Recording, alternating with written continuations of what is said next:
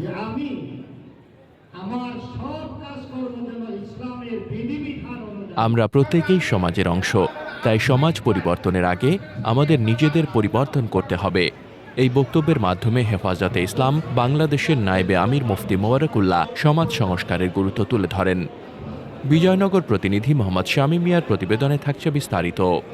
সোমবার উপজেলার বুধন্তি ইউনিয়নের আলহাজ আমিনা বেগম দারুল কোরআন টাইটেল মাদ্রাসা মসজিদে বাদ আসর আয়োজিত এক পরিচিতি সভা ও ইফতার মাহফিলে তিনি এসব কথা বলেন। অনুষ্ঠানের শুরুতে হাফিজ কারি মুবাশির হোসাইন পবিত্র কোরআন তেলাওয়াত করেন। অনুষ্ঠানে সভাপতিত্ব করেন হেফাজতে ইসলাম বাংলাদেশ বিজয়নগর উপজেলা শাখার সভাপতি মাওলানা শফিকুল ইসলাম। বিশেষ অতিথি হিসেবে উপস্থিত ছিলেন হেফাজতে ইসলাম বাংলাদেশের কেন্দ্রীয় সহ সাংগঠনিক সম্পাদক ও জেলা শাখার সিনিয়র সহ সভাপতি মুফতি বোরহানউদ্দিন কাশেমি, জেলা শাখার সাধারণ সম্পাদক মুফতি আলী আজম কাশেমি এবং বিজয়নগর উপজেলা শাখার প্রধান উপদেষ্টা মাওলানা জহিরুল ইসলাম। সভায় বক্তব্য রাখেন হেফাজতে ইসলাম বাংলাদেশ বিজয়নগর উপজেলা শাখার সাংগঠনিক সম্পাদক মুফতি এনামুল হক বাশারি, মুফতি রহমতুল্লাহ কাশেমি এবং প্রচার সম্পাদক মাওলানা কবির হোসাইন। স্বাগত বক্তব্য দেন সংগঠনের সাধারণ সম্পাদক মাওলানা আফজাল হোসেন।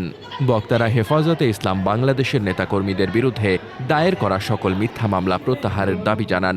একই সঙ্গে তারা ব্যক্তিগত উন্নতির মাধ্যমে সমাজ ও দেশকে পরিবর্তনের আহ্বান জানান।